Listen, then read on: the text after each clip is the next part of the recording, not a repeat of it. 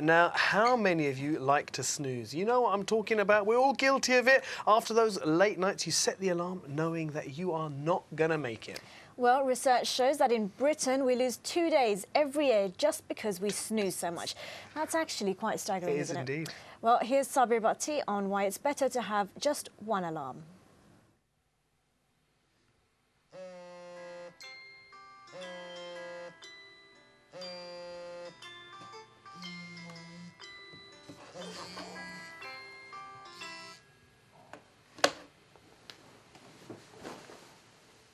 Eight in 10 of us hit it every morning. This is the snooze button, and whether it's digital or a physical button, it's sometimes our first interaction of the day. In fact, in Britain, we do indeed snooze to lose. You see, recent research shows that the nation is losing 2 days in the year because of our habit of hitting that repeat alarm. And experts warn that the extra few minutes we get in bed can actually make us more tired. The research was commissioned by the bed giant Silent Night, which also found that nearly half of us regularly wake up in the night, and 1 in 7 of us are left so tired that we have to have a daytime nap. The company said, Although the snooze button is incredibly tempting, the quality of sleep between snoozes is poor, and this is a bad habit to get into. Hitting the snooze button fragments sleep, thus ruining a perfect night's rest. Experts say you're much better off either getting up at the first alarm or restringing your alarm until much later in order to experience more consolidated sleep. And routine feelings of tiredness means we can often cause our own insomnia, the largest sleep disorder that affects up to 30% of the UK and 20% of the entire global population. In fact, it's not just Britain that suffers because of snoozing. Nearly half of all adults in America say they don't get enough sleep, and by enough, they meant just 8 hours. There's one thing we all seem to agree on, and that is sleep is one of the great pleasures of life. So why do we have so much trouble getting it? Well, it seems many of us believe that to get ahead in our careers, we have to survive on less sleep. Work stresses appear to keep us up at night, and parents will testify that children can often cause sleepless nights. Inadequate sleep isn't just a minor annoyance. It can affect our health, behaviour, relationships and careers. But don't lose sleep over it. Experts say sleep problems are temporary, and if diagnosed properly, they can be easily treated. That's you, isn't it? I tell you, it's not good. It's not good. I've just got so many bad habits. Well, look, one man who knows all about the science behind sleeping is sleep physiologist Dr. Guy Meadows. Welcome to the show. I think this is just going to be like a list of all the bad habits that we've got. But, I mean, those figures are quite shocking. People who hit the snooze button could be losing up to 2 days sleep a year. Yeah, it's something which we all do, and yet it just, all it does is fragment sleep. It actually, you can take a perfectly decent night's sleep and then hit the snooze button a few times and just wake up feeling tired and unrefreshed and a bit grumpy. Yeah. And we heard in that VT that 20% of the world suffers from insomnia, the sleep disorder insomnia. Do we all know about that? Do we know that we're suffering from this? Is this something that we can diagnose ourselves? It's one way, you generally know if you're suffering from insomnia because it's affecting your ability to cope and perform, to do everyday tasks, just to manage your mood, have enough energy. So I think if you are suffering, then yes, you'll probably be aware of it. But what's really crucial is most people don't know what to do, where to find help, and often what they do ends up making it worse. Yeah. Well, look, you are a sleep expert. I would have thought that meant you sleep a lot, but apparently not. I mean, you've written this book, The Sleep Book, and we're going to be giving away a copy of that a little bit later on. What are the really big no-nos? OK, look, we've talked about snoozing, pressing that snooze button. I mean, our other guest over here, Chris, was saying that you're a 15-minute snooze man. You do 3 5-minute snoozes. I do 3 5-minute snoozes. I think how is that in the scale of things, 3 5-minute snoozes? Because I know I'm a lot worse than that. I can do an hour and a half of snoozing. That's a lot. It's a lot, isn't it? I think what we want to establish is why people are having to hit the snooze button. If you're having to hit the snooze button, it suggests that you're probably sleep deprived. You're either not getting enough sleep or you're going to bed at the wrong time.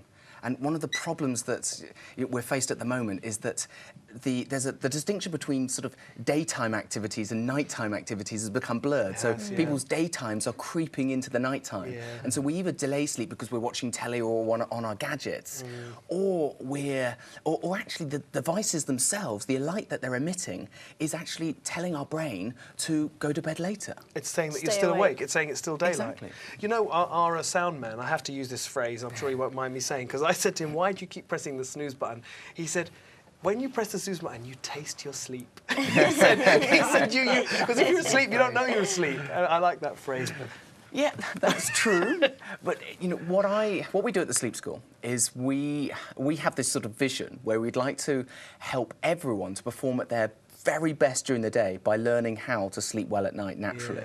And so that's just employing things as simple as just having a wind down. And it doesn't have to be huge, but 30 minutes, just closing the laptop, turning off the phones, darkening things down, preparing us. We're still men and women in caves, effectively. And so we're still affected by the light and dark cycles on our planet. And so it's about just having a bit of respect for that. And that itself will just push us closer to sleep. And what about for those people who spend a lot of time awake in the middle of the night? So it's not about winding down. Perhaps they've slept for a couple of hours and then it's like a long... Then they find themselves wide and it's awake. dark, Yeah. and it's all quiet, and they've had plenty of winding down. What do you do then? Well, and that's a really good point. I imagine a lot of your viewers will have that scenario where they fall asleep fine because they've got the tiredness from the day, which is built up. But then the problem is that we sleep in cycles which are an hour and a half long. At the end of every hour and a half cycle, we actually naturally wake up, which if you're a good sleeper, it means you seamlessly transition to the next one. But if you can get into the habit of waking up exactly, you know, at 2 minutes past 2 every night. And there, it's about responding in the most helpful way. A lot of people will get up, run around the house, maybe have a cup of tea, watch TV to try and get themselves to sleep. I use a lot of something called mindfulness, which is helping people to notice what's going on in their mind, but just gently let it go. Let go of the thoughts, let go of the worries, really come into the comfort of your bed so that it allows sleep to emerge. Now, I want to bring Chris into this because as someone who looks at the night sky all the time, you're probably awake all night, right? That's right, yes. Amateur astronomers, their circadian rhythms must be really messed up. I mean, as a group of people who stay awake all night and then then go and do a day job, the really dedicated It's ones, amazing you made it here today. But luckily in this country anyway, it is cloudy quite a lot of the time. So that does give us a break. What I'd like to know, Guy, what are if you were to give us 3 or 4 tips that really are the absolute no-nos in order to try and help improve the quality of our sleep, what would they be? Okay, so the first one would be have a wind down. Have a darkening down as well. So reduce activity, but also reduce light levels. And then in the middle of the night, be a little bit mindful, so to calm the mind down. So just focus on one's breath, etc. Just to, and if thoughts come in, you say, hey, thanks, and then let them go. Another one, be active during the day. Just simply because the more active you are, the more that pushes you into sleep. Another absolute key one is go to bed and get up at the same time. And I know it sounds a bit boring. I mean, it's simply because we have this internal clock inside us. It's kept on. It keeps everything on time. It does. And so, and it's not just our sleep. It keeps the hormones that control our appetite, so they manage our weight. It controls, temperature. So just by keeping some sort of regularity, and I can see that the groans there. Even if you want to go to bed a bit later. So let's say on Friday night you want to go to bed a bit later. That's fine. Just aim to get up at roughly the same time. Because that weekend lie-in, the weekend lie-in, all you do is you just destabilise the clock, the internal clock. No. You reduce the amount of drive there is to sleep. And so it comes Sunday night and you've got a presentation to give on Monday. Suddenly, it's effectively your internal clock is on New York time. And everyone wonders why 70% of the population suffer from Sunday night insomnia. And of course, more tips available in the book. Yes, the sleep book basically outlines everything we do, and the big thing that we do is about teaching people how to not struggle with sleep. Well, I mean, sleep is so fundamental. It's such an important part of our lives, and we're giving you the opportunity to win a copy of this book. You know what you have to do? Listen to this question, give us a call, contact us, and see if you could be taking home a copy of this book. For a chance to win a signed copy of Guy Meadows' The Sleep Book, all you have to do is answer the following question. Dr. Guy Meadows is known as what? A. A sleep doctor. B. A sleep helper. C. A sleep physiologist. Send us your answer A, B or C together with your full name and contact number to ltl@islamchannel.tv. That's ltl@islamchannel.tv. Entrants without these details will not be included. One winner will be chosen at random from all correct entries. Competition closes at midnight tonight.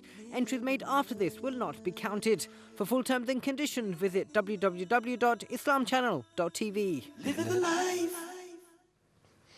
I'm scared to read that book. Honestly, it looks like it's full of such important information. But like I said, for me, I'm really irregular with my sleep, and I think you were saying it really would change my life, wouldn't it? Sleep is what makes us brilliant. It's what lays down memory. It's what helps us solve problems. It's what boosts our immune system. Every aspect of our health is boosted, improved by sleep. Sleep is literally the most underrated performance enhancer. And so if I would like to give you the gift of regular sleep and then come back and see how you're doing. And see how it does. That's We'll a try it. challenge, That's a isn't good it? experiment. That's a challenge. I might have to take that on. Well, thank you so much for joining us, and do please stay with us.